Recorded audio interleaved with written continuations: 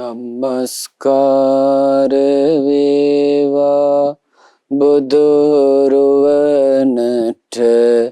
සැමදා බුදු හිමි සරණ යමි. නමස්කාර වේවා දම්රුවනට සැමදා සදහම් සරණ යමි. නමස්කාර වේවා සංඝරුවනට සැමදා මහා සංඝ සරණ යමි. නමස්කාර වේවා තුනුරුවනට සැමදා තිසරණ සරණ යමි. සාදු සාදු සාදු.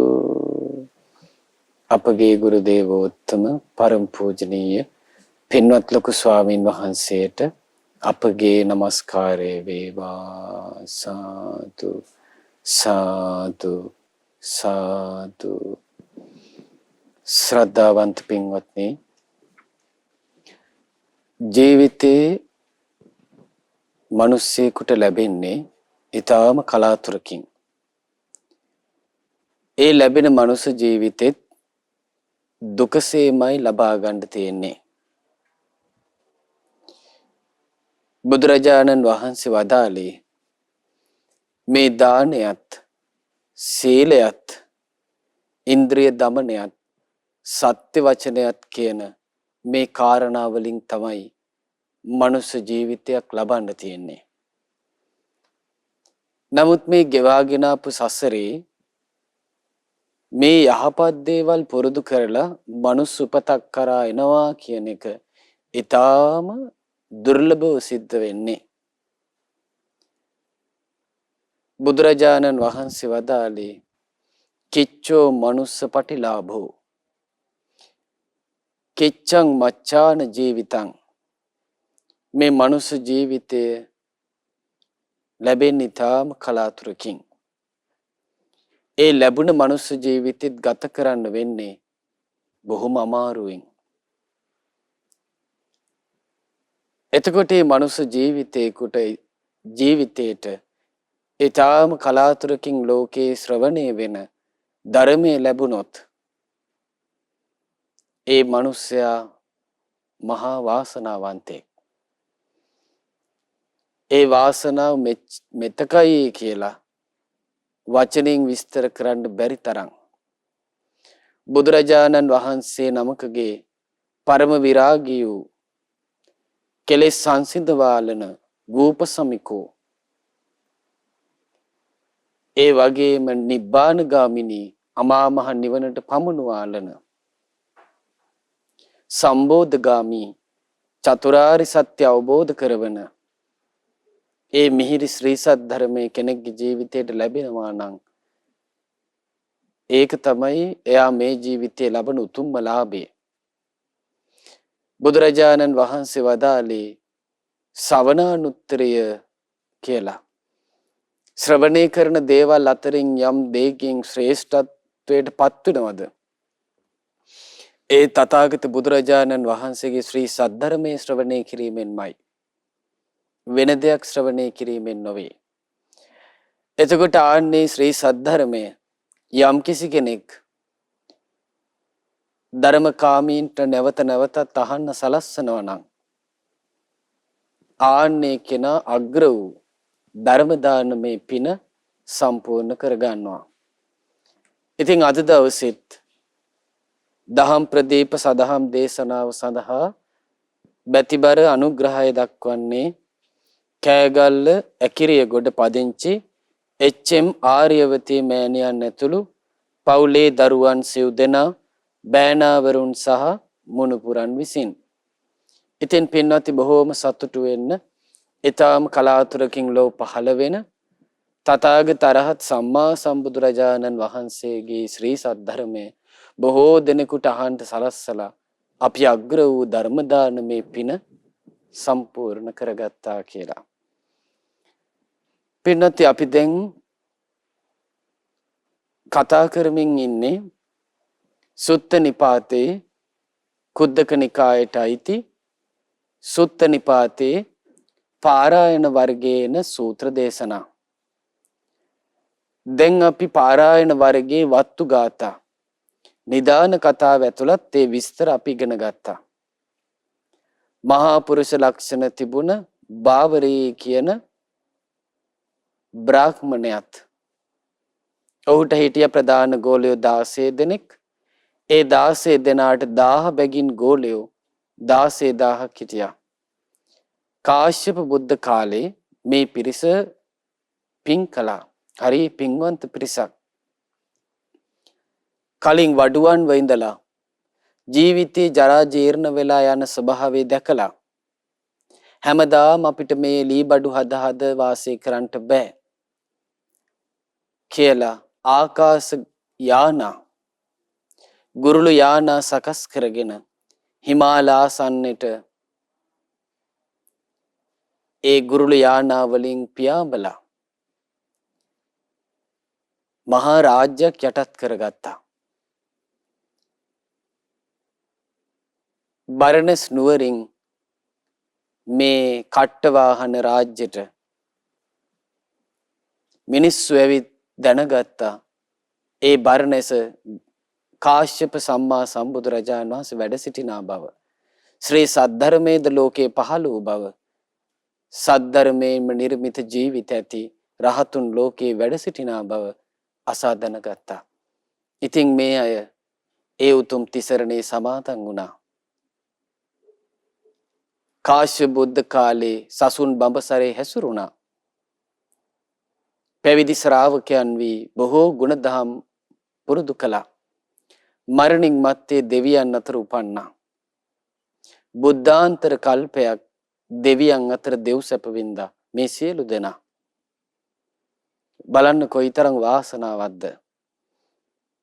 සතර අපායේ නොඇටි බුද්ධාන්තර කල්පයක් තමන්ගේ ජීවිතේ රැක ගන්නවා කියන්නේ පිනෙන්. ඒක පින්වත්නි දුර්ලභ එකක්. ඒ දුර්ලභ ලාභය ලැබූ මේ අය ගෞතම බුදුරජාණන් වහන්සේ ලෝකෙ පහළ වෙන්නත් කලින් මේ අය මිනිස් ලෝකෙ උපන්නා. එදා වඩු නායකයා තමයි බාවරී. ප්‍රධාන ගෝලයෝ 16 දෙනා තමයි බුදුරජාණන් වහන්සේ බැහැ දකින්නට ආවේ. ගෝලයෝ 16000ත් එක්ක. ඉතින් අපි කලින් ඉගෙන ගත්ත අජිත සූත්‍රයේ අජිත කියන ප්‍රධාන ගෝලයා ඔහු තමයි කඩවසම්. ඔහු තමයි පෙනුමෙන් ලස්සන. පැහැපත් සමක් තිබුණා. ඉතින් අජිත මුල් කරගෙන භාග්‍යතුන් වහන්සේගිත පහදවලා භාග්‍යතුන් වහන්සේගෙන් ධර්මය අහන අවකාශ ලබාගෙන බුදුරජාණන් වහන්සේගෙන් ධර්මය අහලා ඒ අජිත ඇතුළු දහසක් දෙනා උතුම් අරහත්වයට පත් වුණා. දැන් අද අපි ඉගෙන ගන්නේ ඊළඟ සූත්‍රය. මේ සූත්‍රේ නම තමයි තිස්ස මෙත්තේය සූත්‍රය. තිස්ස මෙත්තේය කියන බ්‍රාහ්මණයා බාවරී කියන ප්‍රධාන තාපසින් වහන්සේගේ ඊළඟ ගෝලයා බුදුරජාණන් වහන්සේගෙන් අවකාශ ලැබලා මොකක්ද අවකාශය? බුදුරජාණන් වහන්සේ ඉඩහසර සලසා දුන්නා. ඇවැත් මානවකේනි, බාවරී තවුසාගේ හිතේ හෝ ඔබේ හිතේ යම් සැක සංකා තියෙනවා නම් ආන්න තථාගත අරහත් සම්මා සම්බුදුරජාණන් වහන්සේගෙන් ඒ ප්‍රශ්න අහන්න කියලා. තථාගතයන් වහන්සේ එකක් ගානේ ප්‍රශ්න විසඳලා දෙන්නම් කියලා අපේ බුදුරජාණන් වහන්සේ වදාලා. ඉතින් මේ තිස්ස මෙත්තේය බුදුරජාණන් වහන්සේගෙන් ප්‍රශ්න ගණනාවක් ඇහුවා. කෝද සන්තුසිතෝ ලෝකේ කස්සනෝ සන්තේංජිතා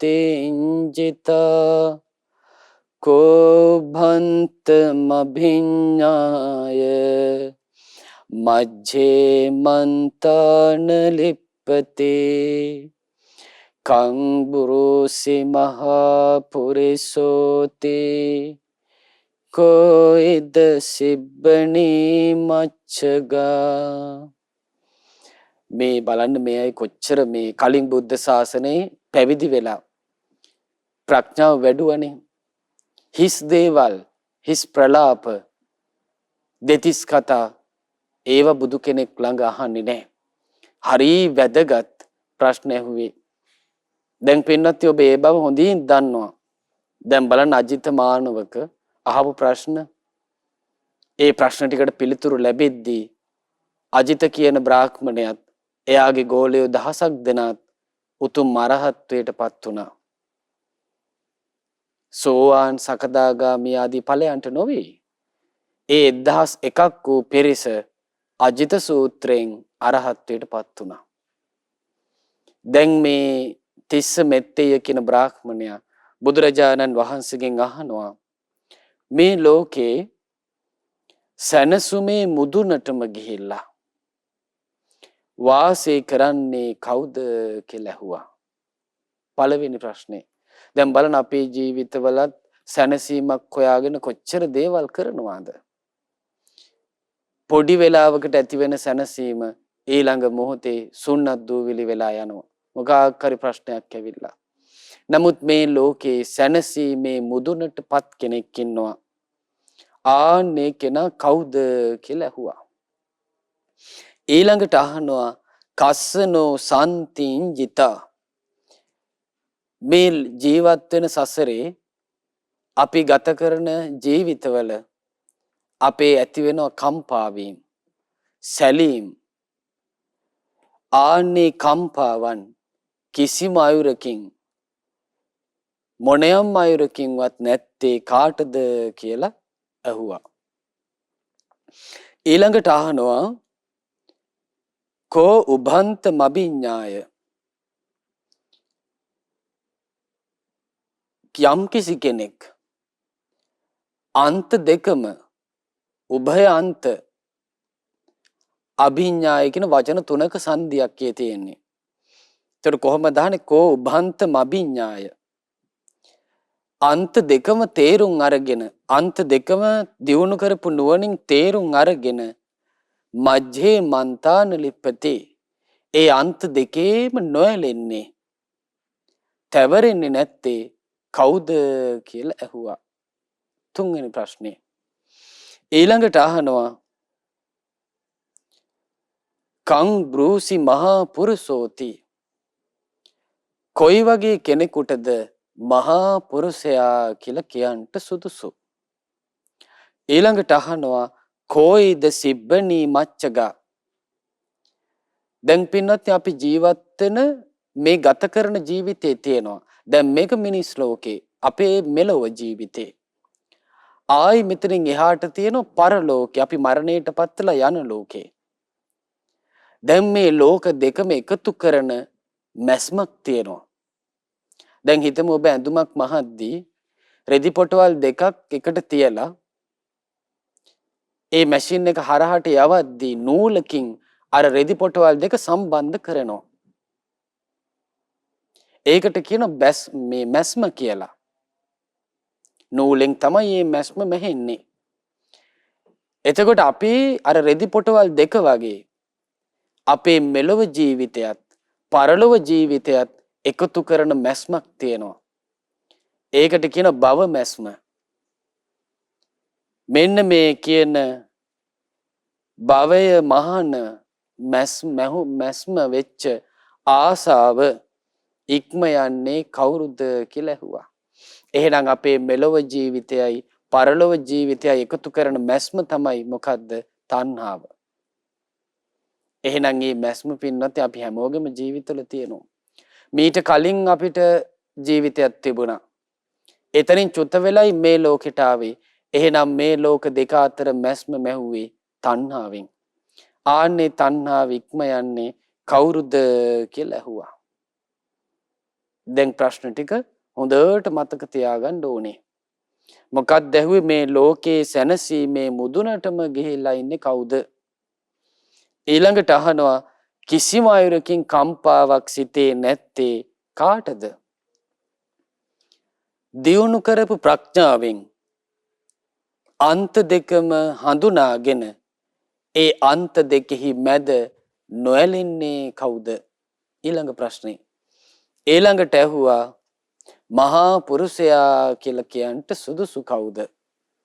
ඊළඟට අහනවා මේ භව මෙලොවත් පරලොවත් භව මැස්මෙන් මහන තණ්හාව ඉතුරු නැතුව ඉක්ම යාගන්නේ කවුද කියලා ඇහුවා. ඉතින් අපගේ භාග්‍යවත් බුදුරජාණන් වහන්සේ හරි ලස්සනට මේ ප්‍රශ්න වලට පිළිතුරු දී වදාලා. බුදුරජාණන් වහන්සේ වදාලා කාමේසු බ්‍රහ්මචර්යවා වේතතන්හෝ සදාසතෝ සංඛාය නිබ්බුතෝ බික්ඛු තස්සනෝ සන්තිංජිතා. බුදුරජාණන් වහන්සේ වදාලා ඒ කෙනා කාමයේ ආදීනව තේරුම් ගන්නවා කිව්වා. දැන් බලන්න මේ ඇහැට පේන රූප, කනට ඇහෙන ශබ්ද, නාසයට දැනෙන ගඳ සුවඳ, දිවට දැනෙන රසය, කයට දැනෙන පහස කියන මේ පංචකාම ගුණ ගැන සංකල්පීය රාගයක් හදාගෙන අපි ඇලෙනවා. ඕකටයි කිව්වේ කාමයේ කියලා. එතකොට මේ කාමයේ පින්වත්නි දෙආකාරයි. අපි කලින් ඒක ඉගෙන ගත්තා. පළවෙනි එක තමයි වස්තුකාමය. මේ ඇස කන නාසය දිව කයට පේන, ඇහෙන, දැනෙන දේවල්. ඒව සමහරට ඇඳුමක් වෙන්න පුළුවන්. එහෙම නැත්නම් ගේ දොර වතු පිටි ඉඩකඩම් වෙන්න පුළුවන්. ස්වාමි භාර්යාවන් වෙන්න පුළුවන්. දෙමව්පියෝ දරුවෝ වෙන්න පුළුවන්. කනකර ආභරණ වෙන්න පුළුවන්. දැසිදස්ස වෙන්න පුළුවන්. ගව මහීෂ වෙන්න පුළුවන්. රට රාජ්‍ය වෙන්න පුළුවන්. රාජධානි වෙන්න පුළුවන්. මේ ඔක්කොම වස්තුකාම. දැන් හැමෝගෙම ජීවිතවල මේවා තියෙනවා. දැන් පැවිද්දෙකුට වස්තුකාමයේ බවට පත් වෙන්නේ සිවුරක්. රසයට ලැබෙන දානි ටිකක් වෙන්න පුළුවන්. එහෙම නැත්නම් ගිහි පින්වතුන් හදලා දෙන කුටියක් වෙන්න පුළුවන්. එහෙම නැත්නම් අසනීපයකදී පාවිච්චි කරන මිහිරි චතුමදුරාදී ඖෂධයක් වෙන්න පුළුවන්. පැවිද්දාට වස්තුකාමයේ වෙන්නේ ඕවා. තමන්ම ඉදි කර ගන්න දායකයන් විසින් පූජා කරන විහෙරක් වෙන්න පුළුවන්. ආරාමයක් වෙන්න පුළුවන්. ඒ පැවිද්දාගේ හිතේ මනවඩන දේ.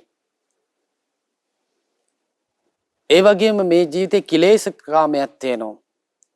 ඒව තමයි මේ රූප, ශබ්ද, ගන්ධ, රස, පහස කෙරෙහි යම් තණ්හාවක් ඇද්ද, බැඳී යාමක් ඇද්ද, හිත පැවැත්වීමක් ඇද්ද,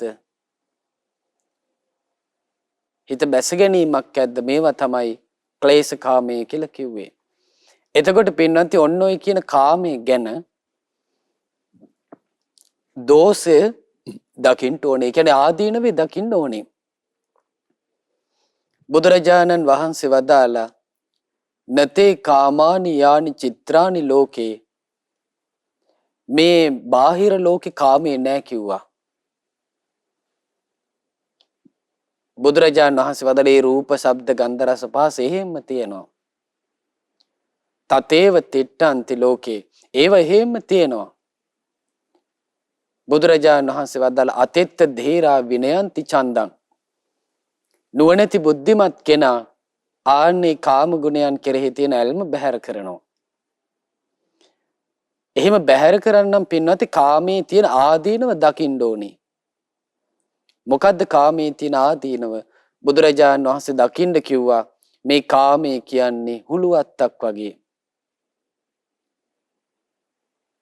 හුළුවත්ත කියලා කිව්වේ පොල් අත්තේ කෙරවල කපලා ඒ පොල්ලතු එකට එකතු කරලා බැඳලා ඒකට ගිනි මොලවනවා. ගිනි අවුලවාගෙන හුළඟෙන පැත්තට කරුවලේ යන කෙනෙක් පාවිච්චි කරන දෙයක්. එතකොට මේ හුළුවත් අරගෙන හුළඟ තියෙන දිශාවට යද්දී ඒ ගිනි සැර තමන්ගේ ඇඟටයි එන්නේ. ඒ හුළුවත් අල්ලගෙන ඉන්න අතටයි එන්නේ ගිනි සැර. බුදුරජාණන් වහන්සේ වදාළ එක්ක කය දවනවා. එහෙම නැත්නම් ඒ කෙනාගේ අත දවනවා. ඒ කෙනා හුළුවත්ෙන් එන ගිනි සැරෙන් බේරෙන්න නම් කල යුත්තේ හුළුවත් අතහරින එකයි. ඒ තාක් දැවෙනවා කිව්වා. ඒ තාක් තැවෙනවා කිව්වා.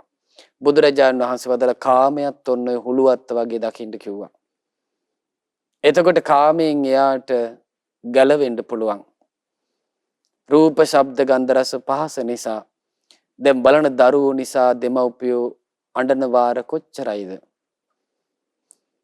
ඊළඟට ස්වාමියා නිසා බිරිඳ අඬන වාර, බිරිඳ නිසා ස්වාමියා ශෝක කරන වාර කොච්චරවත් සසරේ තියෙනවා.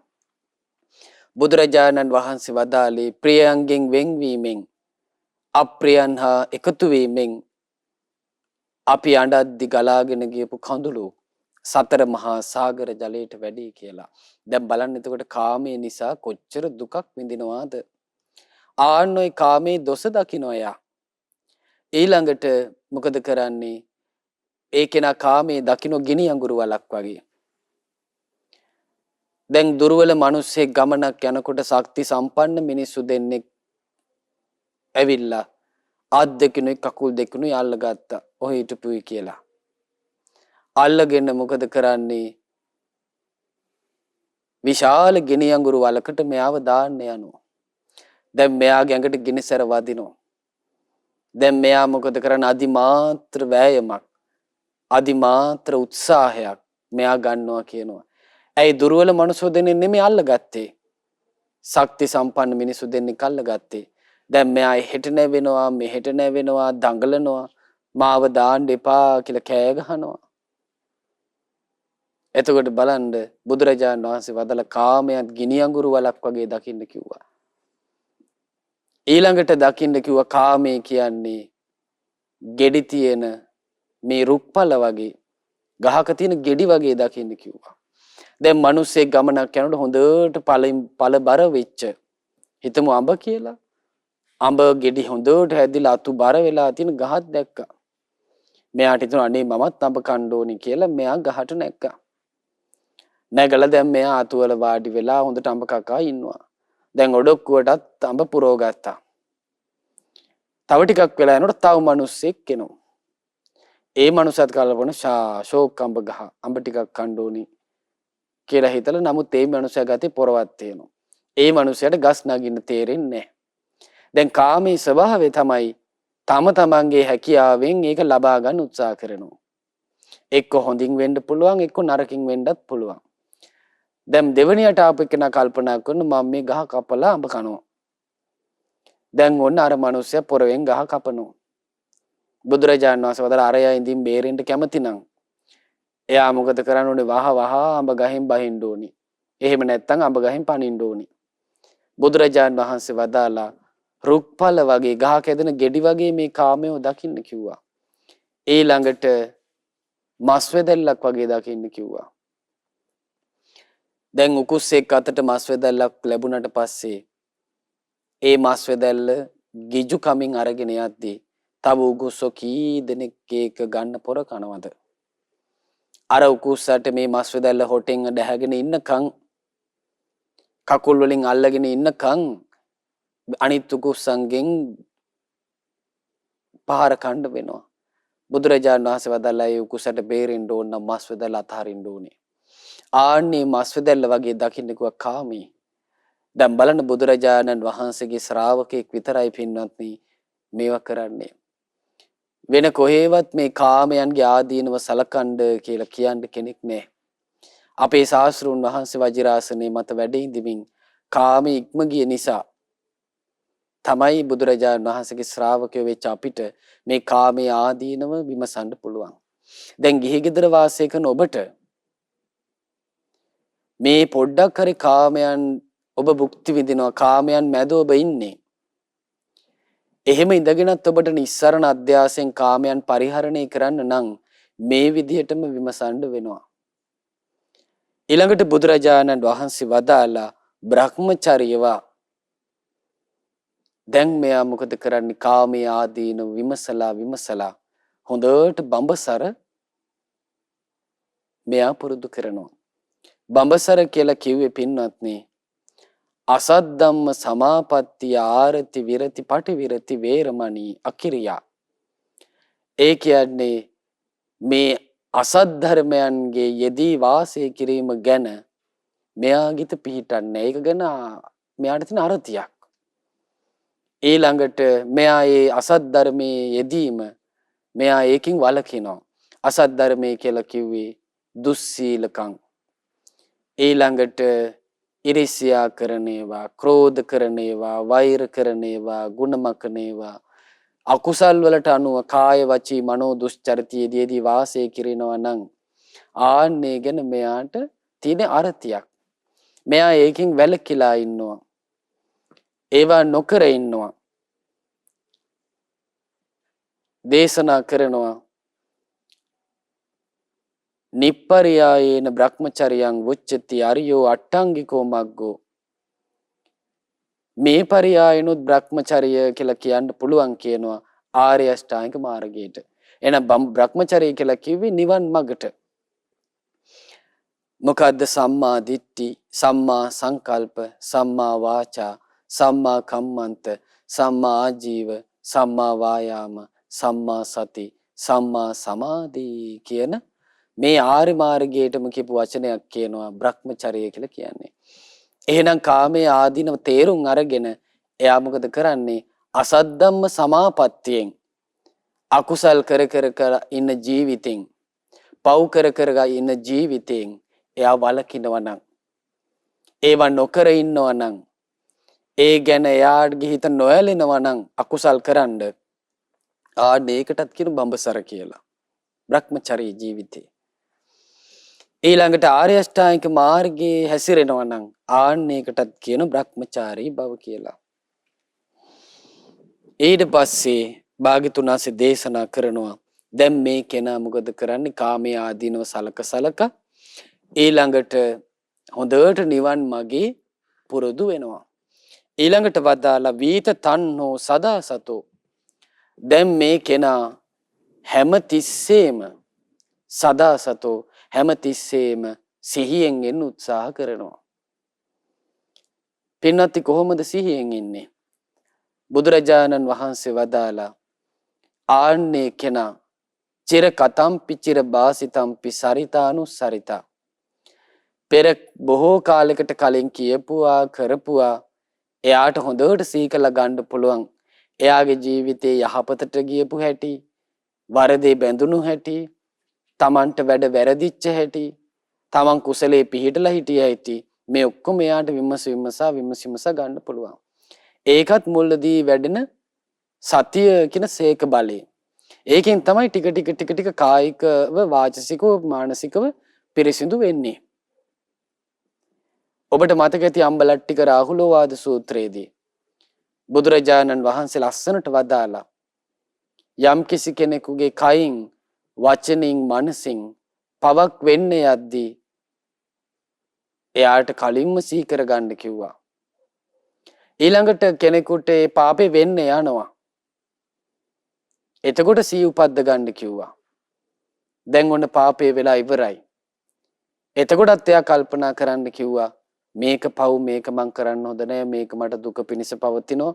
මෙහෙම කී හිතලා කාය වචී මනෝ කියන ත්‍රිවිධ දුස්චරිතයට යන අවස්ථා තුනේදීම කල්පනාවෙන් ඉඳලා ඒ අකුසලේ දුරු කරන්න කිව්වා. දැන් බලන්න එහෙනම් එයාට ලොකු සිහියක් තියෙන්න ඕනේ. නැත්තම් ප්‍රාණඝාතය වෙනව කිසි ගාණක් නැහැ. අනුන්ගේ දේ කඩා වඩා ගන්නවා කිසි ගාණක් නැහැ. වරදේ බැඳෙනවා කිසි ගාණක් නැහැ. බොරු කේලම් පරස වචන හිස් වචන කියනවා කිසි ගාණක් නැහැ. මත්පැන් මත්ද්‍රව්‍ය පාවිච්චි කරනවා කිසි ගාණක් නැහැ. සීලය අලුත් කර ගැනීමක් එයාගේ නැහැ. අසූචි වලට අසූචිම එකතු වෙන්න ආසේ, කුණු ගොඩට කුණුම එකතු වෙන්න ආසේ, දුෂ්චරිතයට දුෂ්චරිතයම එකතු වෙලා යනවා. ඇයි යාට සිහියක් නැහැ දුෂ්චරිතේ වශයෙන්ුත් සුචරිතේ වශයෙන්ුත් තේරුම් ගන්න සිහියක් නැහැ. දැන් ඔය සිහිය දියුණු කර දැන් එයා මොකද කරන්නේ සිහිය වඩනවා ඉන්ද්‍රිය වශයෙන්. එහෙනම් ඉන්ද්‍රිය වශයෙන් වඩන්න නම් එයාට සතර සතිපට්ඨාන ධර්මයේ වඩන්න වෙනවා. බුදුරජාණන් වහන්සේ වදාලා දැන් ඒ කෙනා මොකද කරන්නේ? සතෝති චතුහි කාරණේහි සතෝ. ඒ කෙනා සිහියෙන් ඉන්නවා කරුණු හතරක් සම්බන්ධයෙන් සිහිය පවත්වමින්. කොහොමද? කායානුපස්සනා සතිපට්ඨානම් භාවෙන්තු. දැන් එයා කායානුපස්සනාව නම් වූ සතිපට්ඨානෙ වඩනවා. චිත්තානුපස්සනා සතිපට්ඨානම් භාවෙන්තෝ සතෝ. දැන් එයා චිත්තානුපස්සනාව වඩනවා. ඒ වගේම වේදනාසු වේදනානුපස්සේ නා සතිපට්ඨානම් භාවෙන්තෝ. වේදනාවන්හි වේදනාවන් අනු බලමින් වාසය කරනවා. ඊළඟට ධම්මේසු ධම්මානුපස්සනා සතිපට්ඨානම් භාවෙන්තෝ. ධර්මයන්හි ධර්මයන්ට අනු බලමින් මෙයා සිහිය වඩනවා. දැන් මේක පින්වත්නි අපි මුලදී පටන් ගන්නේ බොහෝම සුළුවෙන්. දැන් හොඳට බලන්න ගඟක් ගලන තැනකට අපි ගිහිල්ලා ආරම්භයේ බැලුවොත් පුංචි දිය පහරක්. නමුත් දැන් ගංගා නම් ගඟ සාගරයට වැටෙද්දී කිලෝමීටර් ගානක් ඒ ගඟ පළලයි. බුදුරජාණන් වහන්සේ කුසිනාරාවට වඩින ගමනේ ඒ ගෞතම ద్వාරයෙන් ආකාශයට පැන නැගිලා විශාලා මහනුවරට ගංගා නම් ගඟෙන් ආකාශයෙන් වැඩියා. ඒ හරියේ ගඟ විතරක් කිලෝමීටර් 8ක් විතර පළලයි. දැන් බලන්න පුංචි දිය කඩකින් පටන් ගත්ත ගඟ සාගරයට වැටෙද්දි මහා විශාල ජල කඳක්. ආන්නේ වගේ තමයි පෙර කල කී දෑ සිහි කරමින් සිහිය වඩන්න පටන් ගත්ත කෙනා සතර සතිපට්ඨාන ධර්මයෙන් ඉන්ද්‍රිය ධර්ම දක්වා දියුණු කර ගන්නවා. දැන් මේක යා නොකඩවා ටික කරන්න ඕනේ. දැන් බලන්න මේ නොඅඩපු ජීවිතේ කොච්චර අවාසනාවන්තද කියන්නේ. මැරෙන කාලේ වෙනකොට කෑවද බිව්වද කියලා මතක නැහැ. ඇඟේ ඇඳුම තියෙනවද මතක නැහැ. කිසි දෙයක් මතක නැහැ. තමන්ගේ දරු මල්ලෝ අඳුර ගන්නත් බෑ. ඥාති හිත මිත්‍රාදීන් අඳුර ගන්නත් බෑ. කලකී දේ අඳුන ගන්නත් බෑ. දැන් බලන්න මේ සිහිය නොවැඩෙන ජීවිතයේ තියෙන අලාභේ. දැන් මේ ශ්‍රාවකයා සිහිය හොඳට දියුණු කර ගන්නවා කියනවා. ඊළඟට වදාරනවා භාග්‍යතුන් වහන්සේ වීත තණ්හෝ. දැන් සතිපට්ඨානේ හොඳට වැඩෙන්න කයේ කයානු බලමින් වාසය කරද්දි මොකද වෙන්නේ? දැන් මෙයාගේ හිතේ කය රූපේ සම්බන්ධයෙන් සතර මහා ධාතුන්ගෙන් හටගත් රූපේ කෙරෙහි යම් තණ්හාවක් තිබුණාද? බුදුරජාණන් වහන්සේ වදාළේ රූපං අභිනන්දති රූපං අභිවදති රූපං අජ්ජෝසාය තිට්ඨති. මෙයා රූපේ සතුටින් පිළිගන්නවා, සතුටින් කතා කරනවා, ඒකේ බැස ගන්නවා. රූපං අභිනන්දතෝ අභිවදතෝ අජ්ජෝසාය තිට්ඨතෝ යා රූපේ නන්දි තදුපාදාන. ඔය විදියට සතුටින් පිළිගනිද්දි කතා කරද්දී ඒකේ ගුණ කියද්දී එහි බැස ගනිද්දී ආන්නේ රූපේ කෙරෙහි ආසාව ඇති වෙනවා. ඊළඟට මොකද වෙන්නේ? යා රූපේ නන්දි තදුපාදාන. ඒ රූපේ කෙරෙහි ආසාව ඇති වුණාද යම් රූපයක් කෙරෙහි තණ්හා පච්චය උපාදානං. අනාස කරපු රූපේටම මෙයා බැඳිලා යනවා. දැන් මොකද වෙන්නේ? ඒකේ අනිත් පැත්ත. දැන් කායානුපස්සනා වඩනකොට මේ ශරීරයේ තියෙන ඇත්ත සතර මහා ධාතුන්ගෙන් හටගත්ත මේ කය ගැන තියෙන ඇත්ත මෙයාට තේරෙනවා. දැන් මොකද වෙන්නේ? හැමතිස්සෙම කයේ ඇත්ත බලද්දී මේ කයේ ඇත්ත තේරෙනකොට මේ රූප උපාදාන ස්කන්ධය කෙරෙහි තියෙන ඇල්ම දුරු වෙනවා. වීත තණ්හෝ. ඊළඟට විඳීම් ගැන හොඳට බල මෙයා ඉන්නකොට හොඳට දැන් මෙයාට තේරෙනවා ස්පර්ශයෙන් ඇති වෙන විඳීම. ස්පර්ශයේ තියෙනකන් තිබිලා ස්පර්ශයේ නිරුද්ධ වීමෙන් නිරුද්ධ වෙලා යන්නේ හොඳට පේනවා. දැන් කලින් මේ කෙනා යා වේදනාය නන්දී මේ ආස්වාදයෙන් පිළි අරගෙන සතුටින් ඒ ගැන කතා කරලා ඒකෙම හිත බැසගෙන ආසාව ඇති කරගෙන මොකද වෙන්නේ ඒ ගැනම ඇලුනා. දැන් මෙයාට වේදනාවට ඇලෙන්න බෑ. මොකද වෙන්නේ වේදනාව අනිත්‍ය බව හොඳට පේනවා. දැන් මෙහෙම බලද්දි පින්වත්නි එයා අභ්‍යන්තර බාහිර කියන ජීවිත දෙකම ගැන බලන්න වෙනවා. රූපේ ගැනත් එහෙමයි. බුදුරජාණන් සතිපට්ඨානෙ වදාළේ ඉති අජ්ජත්තං වා කායේ කායානුපස්සී විහෙරති බහිද්ධාවා කායේ කායානුපස්සී විහෙරති අජ්ජත් බහිද්ධාවා කායේ කායානුපස්සී විහෙරති. තමාගේයි සලකන රූපේ කෙරෙහිත් කය කෙරෙහිත් කය අනු බලමින් වාසය කරනවා. බාහිර ශරීර ගැනත් මේ කෙනා බලනවා. තමාගේයි සලකන කය කෙරෙහිත් බාහිර යයි සලකන ශරීර කෙරෙහිත් මේ කෙනා බලමින් වාසය කරනවා. අන්න ඒ විදිහටයි සර්ව සම්පූර්ණයෙන් සතර මහා ධාතුන්ගෙන් හැදිච්ච කය කෙරෙහි මෙයා කලකිරල තණ්හාවෙන් දුරු වෙන්නේ. ඊළඟට වේදනාව ගැනත් ඔහොම බලන්න ඕනේ. අජ්ජත්තං වා වේදනාසු වේදනානුපස්සී විහෙරති බහිද්ධා වා වේදනාසු වේදනානුපස්සී විහෙරති. දැන් අපිට අභ්‍යන්තර ජීවිතය තුළ වේදනා හට ගැනීම මෙයා තේරුම් ගන්නවා. ඒ විදිහටම බාහිර වේදනාවත් ඒ විදිහම තමයි කියලා තේරුම් ගන්නවා. ජනවසබ සූත්‍රයේදී සනන් කුමාර බ්‍රහ්ම රාජයා විස්තර කරනවා අපේ භාගතුන් වහන්සේගේ ධර්මයෙන් මේ සතර සතිපට්ඨානෙ වැඩිද්දී ඉස්සෙල්ලා මෙයා බලන්න ඕනේ කියනවා අජ්ජත් කාය ගැන. මේ බලන්න දැන් බ්‍රහ්ම රාජෝ දෙව්ලෝකයට වැඩම කළ සුදම් සභාවේදී මේ දෙවිවරුන්ට සතර සතිපට්ඨානය ගැන භාගතුන් වහන්සේගේ ධර්මයෙන් කියලා දීපුවා. තමන්ගේ රූපේ ගැන බලන්න ඕනේ කියනවා. තමන්ගේ විඳීම් ගැන, තමන්ගේ හඳුනා ගැනීම ගැන, චේතනාව ගැන මෙහෙම බලනවා කියනවා. ඔහොම බලනකොට පරකායේ ඥානං උප්පජ්ජති බාහිර පංච උපාදානස්කන්ධය ගැන එයාට ඥානෙ උපදිනවා කියනවා. එහෙනම් පින්වත්නි අපි මේ මගේ ආත්මයයි කියලා ගත්ත ජීවිතයේ තුල තමන්ගේ ඇත්ත දකින්නවා කියන එක තමයි අමාරුම වැඩි. තමන්ගේ ජීවිතය ඇත්ත දැක්කට පස්සේ ඒ කෙනාට අනුන්ගේ ජීවිතෙත් මේ විදිහම නේද කියලා ණය පමුණුවා බලන්න පහසුයි. එයාට තමන්ගේ ජීවිතය ගැන අවබෝධ එනකොටම බාහිර අයගේ ජීවිතවල ස්වභාවයත් මේ ක්‍රමයමයි කියලා ඥානෙ උපදිනවා කියනවා. දැන් ඔන්න ওই විදිහට බලද්දි අභ්‍යන්තර ලෝකෙට බැඳෙන්නෙත් නැහැ.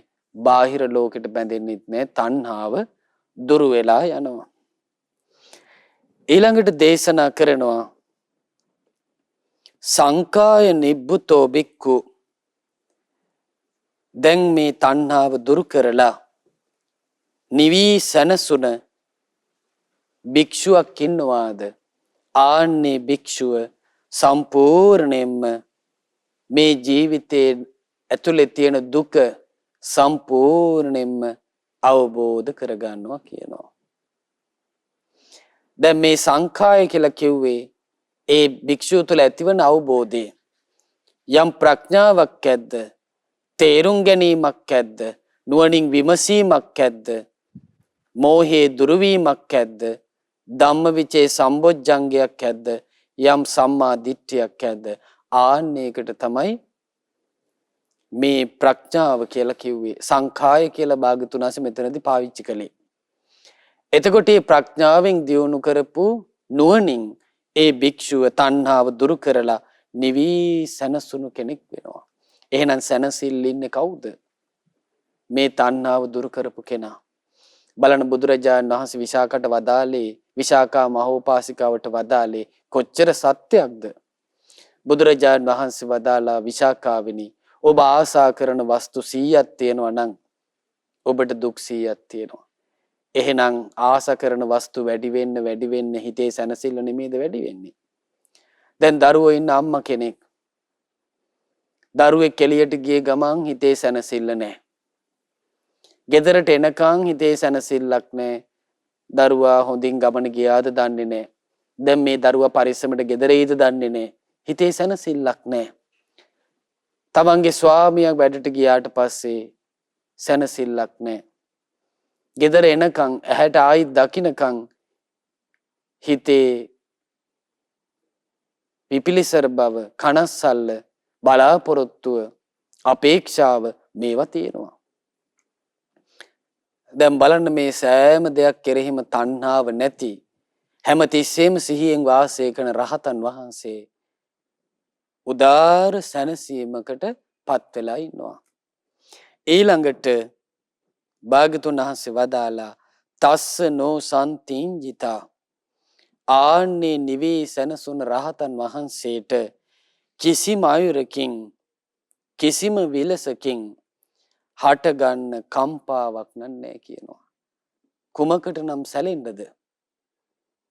කුමකට නම් කලබල වෙන්නද?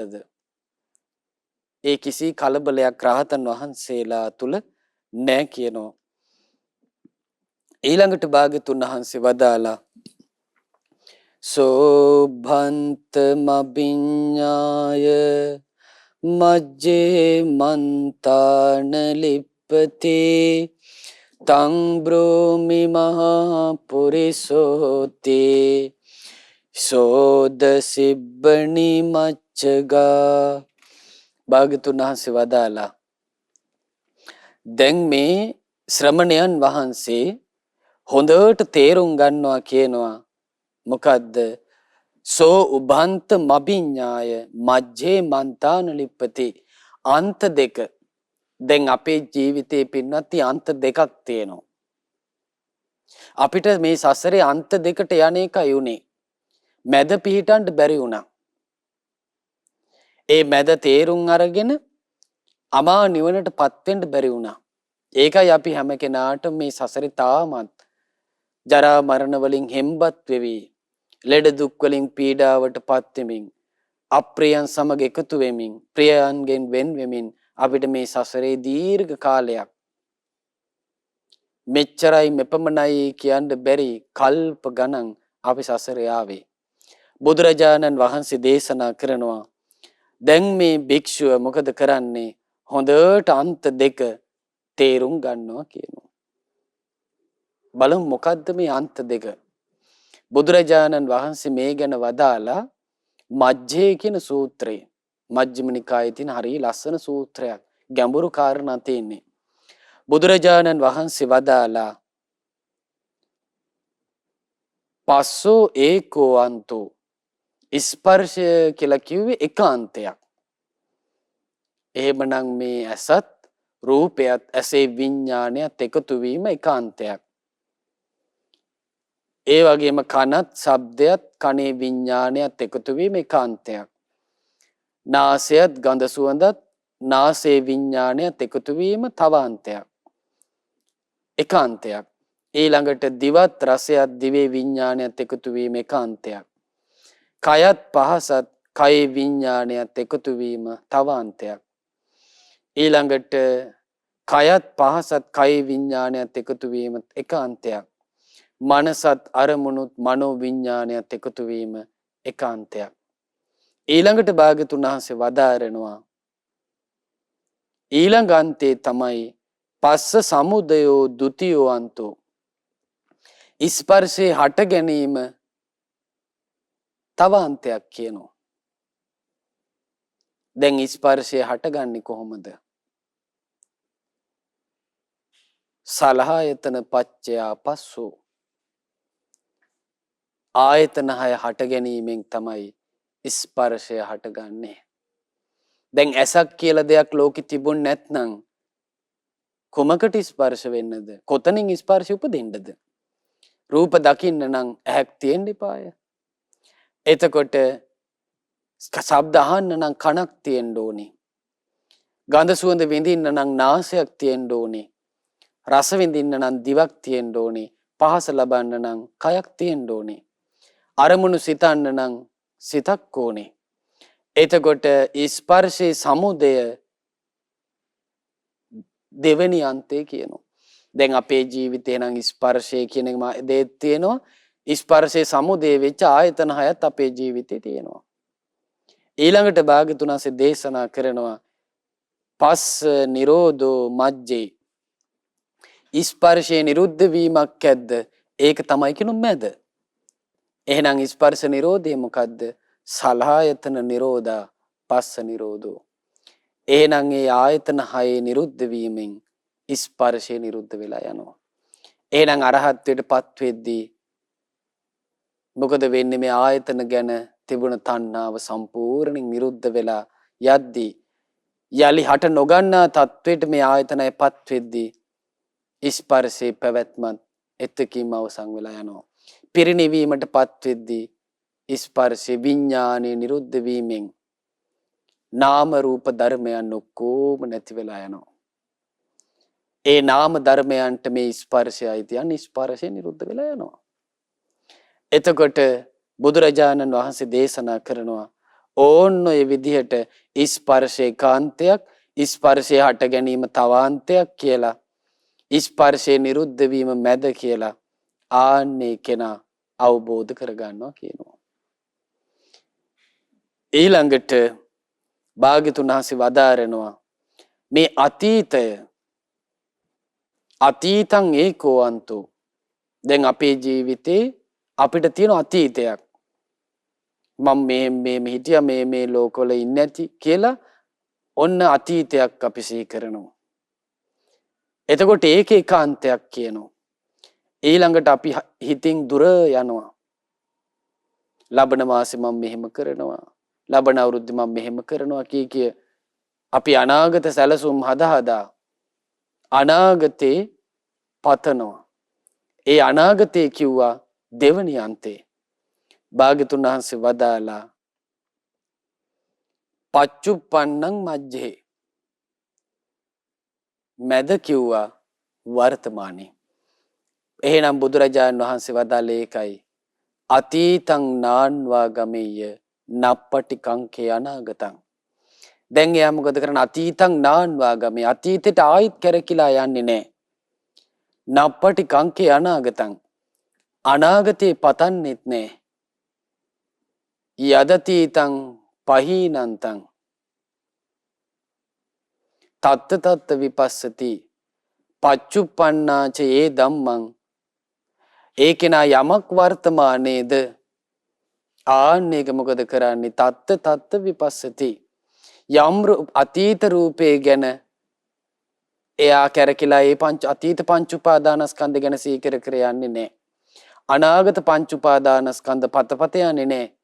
යම් පංච උපාදානස්කන්ධයක් වර්තමානයිද, යම් රූපයක් තියෙනවද වර්තමානයේ, යම් විඳීමක් විඳිනවද වර්තමානයේ, යමක් හඳුන ගන්නවද වර්තමානයේ, යම් සිතුවිල්ලක් හිතනවද වර්තමානයේ, යම් දෙයක් දැනගන්නවද වර්තමානයේ, ආන්නේ පංච උපාදානස්කන්ධය උදේට විදර්ශනා කර කර තත්ත විපස්සති. ඒ මොහොතේ එයා මොකද කරන්නේ? විදර්ශනා කරනවා වර්තමාන පංච උපාදානස්කන්ධයෙන් නිදහස් වෙන්න. දැන් බලන්න එතකොට එහෙනම් අන්තයකට ගියා කියන්නේ සසරට වැටෙනවා. මේ බුදුරජාණන් වහන්සේ මැද කියලා යමක් පෙන්නනවාද? එතනින් තමයි අපිට ගැලවීම උදා කරන්නේ. ඉතින් පින්වත්නි මේ තිස්ස මෙත්තෙය කියන මේ බ්‍රාහ්මණයන්ට හරි ලස්සන දහම් කරුණු අපේ බුදුරජාණන් වහන්සේ පෙන්වා දුන්නා.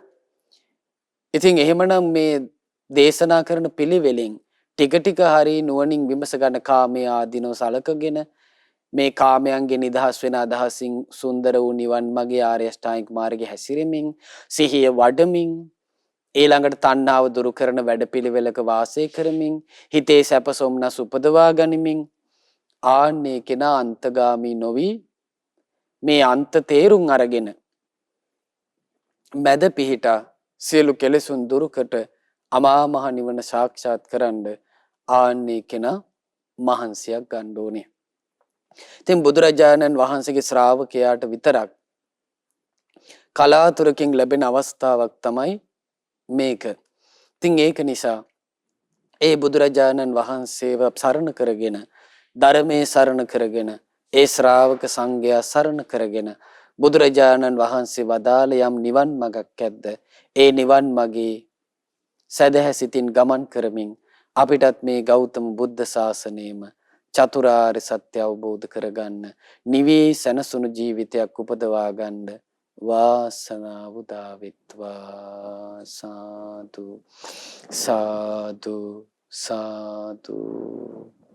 අද දවසේ දහම් ප්‍රදීප සදහම් දේශනාව සඳහා අනුග්‍රහය දක්වන්නේ කෑගල්ල ඇකිරියගොඩ පදිංචි එච්.එම්. ආර්යවතී මෑණියන් ඇතුළු දරුවන් සිව් දෙනා බෑණාවරුන් සහ මුණුබුරන් විසින්. මේ විදියට රැස් කරපු දාර පුණ්‍ය ධර්මයන් අපි මුලින්ම පින් කැමති දෙවියන්ට අනුමෝදන් කරමු. පොළොවාසී දෙවියන්ගේ පටන් අකනිටා බඹලවතෙක් වැඩ සිටින සියලු දිව්‍ය බ්‍රහ්ම නාග සමූහයා මේ පින අනුමෝදන් වෙත්වා. ඔබ අප සියලු දෙනාගේ ඉෂ්ඨකාමී දෙවිවරු මේ පින් අනුමෝදන් වෙත්වා. දෙවියන්ගේ දිව්‍ය අසීසුරු වැඩි දියුණු කරගෙන දෙවියෝ සැපවත් වෙත්වා. ඔබ අප සියලු දෙනාට ධාර්මික දිව්‍ය රැකවරණ සලසත්වා. දෙවියෝද වහවහ චතුරාර්ය සත්‍ය ධර්මයේම අවබෝධ කරගනිත්වා. සාදු සාදු සාදු. ඒ වගේම රැස් කළ මේ පින මේ උතුම් ශ්‍රී සද්ධර්මයේ අපහට මැනවින් පෙන්වා දුන් අපගේ ගුරු දේවෝත්තම කල්යාණ මිත්‍ර පරම පූජනීය පින්වත් ලොකු ස්වාමින් වහන්සේ මේ පින අනුමෝදන් වෙත්වා. ගුරු දේවයන් වහන්සේ මේ පිනේ ආනුභාවයෙන් නිදුක් වෙත්වා, නිරෝග වෙත්වා, සුවපත් වෙත්වා, තිර ජීවනයේ ලබත්වා. ගෞතම බුද්ධ ශාසනයේ මුතුම් චතුරාර්ය සත්‍ය ධර්මය අවබෝධ කරගන්න වාසනාව උදා වෙත්වා. සාදු සාදු සාදු. ඒ වගේම රැස් කළ මේ පින අවුරුදු 71ක් ආයු විඳ මීට මාස 3කට පෙර එනම් 2021 අගෝස්තු 19 වන දින කොරෝනා රෝගයේ මුල් කරගෙන මිය පරලොව යන්නට යෙදුන කෑගල්ල ඇකිරියගල විසූ ආරේ වික්‍රමරත්න පියාණන්ට මේ පින අනුමෝදන් වෙත්වා. එතුමාගේ පරලොව ජීවිතේ සැපවත් වෙත්වා, සුවපත් වෙත්වා. සසර දුකින් අත මිදීමේ වාසනාව ලබත්වා. සාදු සාදු සාදු. ඒ වගේම රැස් කළ මේ පින එච්.එම්. ආර්යවතී මෑණියන් ඇතුළු පවුලේ සියලු දෙනා නමින් මිය පරලොව ගිය සියලු දෙනා මේ පින අනුමෝදන් වෙත්වා. ඒ වගේම අගෝස්තු 11 දින කොරෝනා රෝගය නිසා මිය පරලොව ගිය වයස අවුරුදු 54ක් වූ මීරිගම රෝබී සැලොන් අධිපතිනිය වූ රෝබී රණවීර නැන්දනියටත් මීට වසර 2කට පෙර මිය පරලොව ගිය අයි.බී. ඩිංගිරි මණිකා කිරියම්මාටත් වසර 6කට පෙර මිය ගිය ඩිංගිරි මහත්මයා කිරියම්මාටත් මීට වසර 2කට පෙර මිය ගිය විජිත චන්ද්‍රසේන පියාණන්ටත් ඒ වගේම පවුල්වල සෑම සියලු දෙනා නමින් මියගිය සියලු දෙනාටත් මේ පින අනුමෝදන් වෙත්වා. සියලු දෙනාටගේම පරලොව ජීවිත සැපවත් වෙත්වා, සුවපත් වෙත්වා, සංසාර දුකින් අත මිදෙත්වා. සාදු සාදු සාදු. ඒ වගේම රැස් කළ මේ පින කොරෝනා වෛරසයේ හේතුවෙන් රෝගාතුරව සිටින ලංකා වාසී ලෝක වාසී සියලු දෙනා මේ පින අනුමෝදන් වෙලා නිදුක් නිරෝගී සුවපත් භාවයේ තිර ජීවනයේ සැලසේවා. තුනුරුවනේ අනන්ත ආශිර්වාදයක් දෙවියන්ගේ දිව්‍ය රැකවරණයත් සැලසේවා. ඒ සියලු දෙනාටත් ගෞතම බුද්ධ ශාසනයේ පිහිට පිළිසරණ ලබන්න වාසනාව උදා වෙත්වා. සාදු සාදු සාදු. ඒ වගේම රැස් කළ මේ පින පින්වත් එච්.එම්. ආර්යවතී මෑණියන් ඇතුළු පවුලේ දරුවන් සිව් දෙනා බෑණාවරුන් මුණුබුරන් ඇතුළු ඥාතිතයිසී සෑම සියලු දෙනාට මේ පින අනුමෝදන් වෙත්වා. ඒ වගේම අද දවසේ මේ ධර්ම දානමේ පිනට දායකත්වයේ දරුණන් අයරින් උදව් උපකාර කළ සියලු දෙනාට අනුමෝදන් වෙත්වා. සියලු දෙනාටම නිදුක් නිරෝගී සුවපත් භාවයේ තිරජීවනයේ සැලසේවා. ගෞතම බුද්ධ ශාසනයම චතුරාර්ය සත්‍ය අවබෝධ කරන්න මේ පින් හේතු වාසනා වෙත්වා. සාදු සාදු සාදු. ඒ වගේම රැස් කළ මේ පින මහමෙවුනා වාසී ලෝවාසී ගෞතම සසුනේ පිළිවෙත් පුරන උතුම් සංගරුවන අනුමෝදන් වෙත්වා. අනගාരികා මෑණියන් වහන්සේලාටත් අනගාരിക දූපතුන්ටත් මේ පින අනුමෝදන් වෙත්වා. නිදුක් නිරෝගීව ගෞතම බුද්ධ ශාසනයේ චතුරාර්ය සත්‍ය අවබෝධ කරන්න මේ පින් හේතු වාසනා වෙත්වා. සාදු සාදු සාදු. ඒ වගේම ශ්‍රද්ධාකාරී මණ්ඩලයේ සියලු දෙනාටත් ශ්‍රද්ධා මාසික ධර්ම දාන සමාජික සියලු පින්වතුන්ටත් අද දවසේ මේ ශ්‍රී සද්ධර්මයේ ශ්‍රවණය කළ ඔබ සියලු දෙනාටත් මේ පින අනුමෝදන් වෙත්වා. අප සෑම සියලු දෙනාටම ගෞතම බුද්ධ ශාසනයේ සුවසේ උතුම් චතුරාර්ය සත්‍ය ධර්මය අවබෝධ කරගන්න මේ පින් හේතු වාසනා වෙත්වා. සාදු සාදු සාදු. සියලු දෙනාට තෙරුවන් සරණයි. නමෝ බුද්ධාය. මෙවැනි වටිනා ධර්ම දේශනා ශ්‍රවණය කිරීමට ශ්‍රද්ධා ඩේලි YouTube චැනලය සබ්ස්ක්‍රයිබ් කරන්න.